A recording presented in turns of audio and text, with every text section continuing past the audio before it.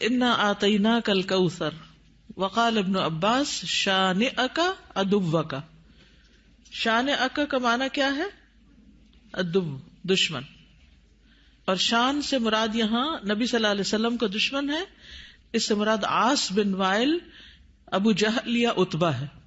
لیکن عام معنی یہ کہ قیامت تک جتنے بھی لوگ رسول اللہ صلی اللہ علیہ وسلم کے دشمن ہیں، چاہے وہ آپ کے دور میں تھے یا بعد میں آئے، وہ سب انجام کے اعتبار سے خائب و خاسر ہیں، نامراد ہیں.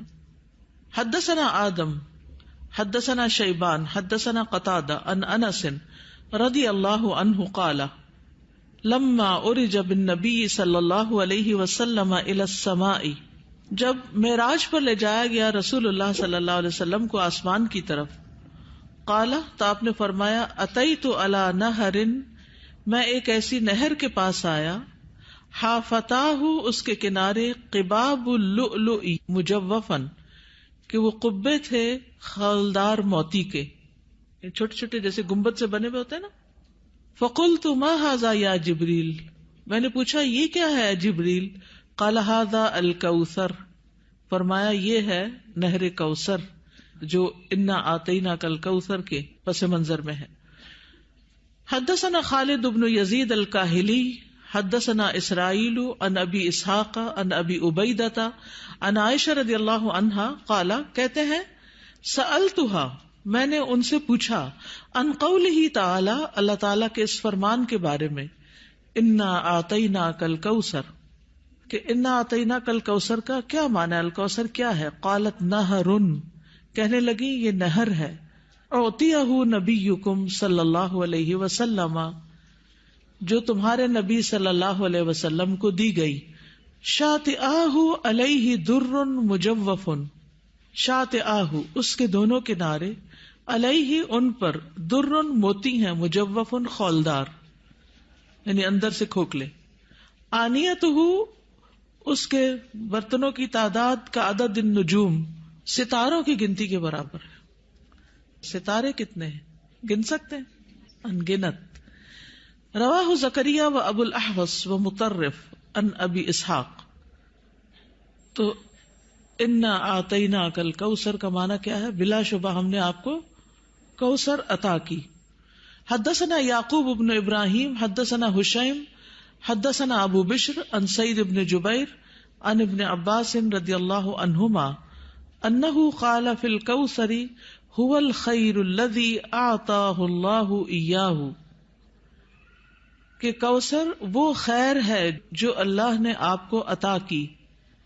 قال ابو بشر قلت لسعید بن جبیر، ابو بشر کہتے ہیں میں نے سعید بن جبیر سے کہا جو ابن عباس کے شاگرد تھے، فإن الناس يزعمون انه نہر، کہ لوگ تو یہ سمجھتے ہیں کہ وہ ایک نہر ہے، فی الجنت جنت میں. فقال سعید، تو سعید کہتے ہیں النہر الذی فی الجنت، کہ وہ جنت والی جو نہر ہے، من الخیر اس خیر میں سے ہے، الذی آتاہ اللہ ایاہ جو اللہ تعالیٰ نے آپ کو عطا کی.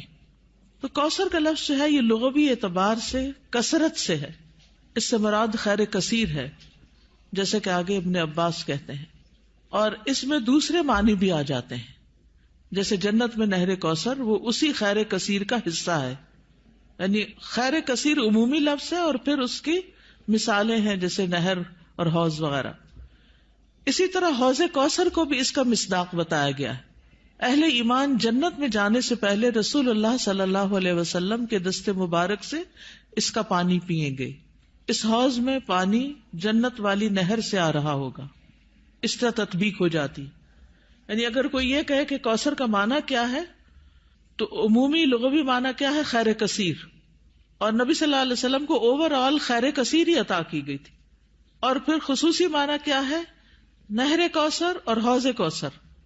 حوض کوثر میدان حشر میں ہے، جس سے پانی آئے گا کہاں سے؟ نہر کوثر سے. اور نہر کوثر کہاں ہے؟ جنت میں ہے. اسی طرح آپ صلی اللہ علیہ وسلم کو دنیا میں جو بلند مقام ملا اور آپ کا ذکر کثیر ہوا اور آپ کو فتوحات نصیب ہوئی، یہ سب بھی خیر کثیر میں شامل ہے. دنیاوی اعتبار سے کیا کیا ہے خیر کثیر میں شامل؟ فتوحات، بلند مقام اور ذکر کثیر. نہر کوثر کی خوشخبری سن کر آپ صلی اللہ علیہ وسلم بہت خوش ہوئے تھے. صحیح مسلم کی روایت ہے, حضرت انس کہتے ہیں کہ ایک دن رسول اللہ صلی اللہ علیہ وسلم ہمارے درمیان تشریف فرما تھے. آپ پر نیند سی طاری ہوئی, پھر آپ نے مسکراتے ہوئے اپنا سر اٹھایا تو ہم نے عرض کیا, یا رسول اللہ, آپ کس بات پر ہنس رہے تھے؟ تو آپ نے فرمایا, مجھ پر ابھی ایک سورت نازل ہوئی. پھر آپ نے بسم اللہ الرحمن الرحیم انا اعطیناک الکوثر فصل لربک وانحر ان شانئک ھو الابتر پڑھی, اور فرمایا کہ تم جانتے ہو کہ کوثر کیا ہے؟ تو ہم نے کہا, اللہ اور اس کا رسول ہی بہتر جانتے ہیں. آپ نے فرمایا, بے شک وہ ایک نہر ہے, مجھ سے میرے رب نے اس کا وعدہ کیا ہے, اس میں بہت سی خوبیاں ہیں. وہ ایک حوض ہے جس پر قیامت کے دن میری امت کے لوگ پانی پینے کے لیے آئیں گے. تو حوض کوثر کیا ہے, اس کی ڈسکرپشن کے بارے میں کچھ احادیث ہمیں ملتی ہیں. ہم میں سے ہر مسلمان حوض کوثر کا ذکر تو کرتا ہی رہتا ہے یا سنتا ہی رہتا ہے, لیکن اس کی بہت سی ڈیٹیلز ہمیں نہیں معلوم, تو ان کو ذرا دوہرا لیتے ہیں. رسول اللہ صلی اللہ علیہ وسلم نے فرمایا, میرے حوض کے دونوں کناروں کے درمیان اتنا فاصلہ ہے جتنا مدینہ اور صنعاء کے درمیان ہے. پھر اسی طرح یہ سطح زمین پر بہتی نہر ہے, اندر کھڈوں میں نہیں ہے. رسول اللہ صلی اللہ علیہ وسلم نے فرمایا, مجھے کوثر عطا کی گئی, وہ ایک نہر ہے جو گویا کہ سطح زمین کے اوپر بہتی ہے. حوض کوثر کی مٹی جو ہے, آپ نے فرمایا, میں نے اپنا ہاتھ اس کی مٹی میں ڈال کر دیکھا تو وہ خالص کستوری کی تھی, خوشبودار. اس میں کنکریاں بھی ہیں اور وہ اس کے موتی تھے, یعنی سطح پر ہوتی ہے نا کنکریاں پانی کی سطح پر, تو وہ موتی تھے. جنت سے آنے والے سونے اور چاندی کے 2 پرنالے ہیں جو اس میں گرتے ہیں. اس صحیح ترغیب و ترغیب سے, یعنی 2 پرنالے جو جنت سے پھوٹتے ہیں, ایک چاندی کا اور ایک سونے کا, وہ اس حوض میں گرتا ہے. حوض پر سونے اور چاندی کے برتن ہیں. اللہ کے نبی صلی اللہ علیہ وسلم نے فرمایا, تم دیکھو گے کہ حوض کوثر پر سونے چاندی کے آبخورے ہوں گے جن کی تعداد آسمان کے ستاروں کی برابر ہے, یا ان سے زیادہ بھی روایت میں آتا ہے. اور پھر وہ برتن جنت کے برتنوں میں سے ہوں گے. کسی نے عرض کیا, یا رسول اللہ, حوض کے برتن کس طرح کے ہوں گے؟ آپ نے فرمایا, اس ذات کی قسم جس کے ہاتھ میں میری جان ہے, اس کے برتن آسمان کے ستاروں سے بھی زیادہ ہوں گے, ستارے بھی ایسی اندھیری رات کے جس میں بالکل بادل نہ ہو. پھر وہ برتن جنت کے برتنوں میں سے ہیں. اس کا پانی ٹھنڈا, میٹھا اور خوشبودار ہے.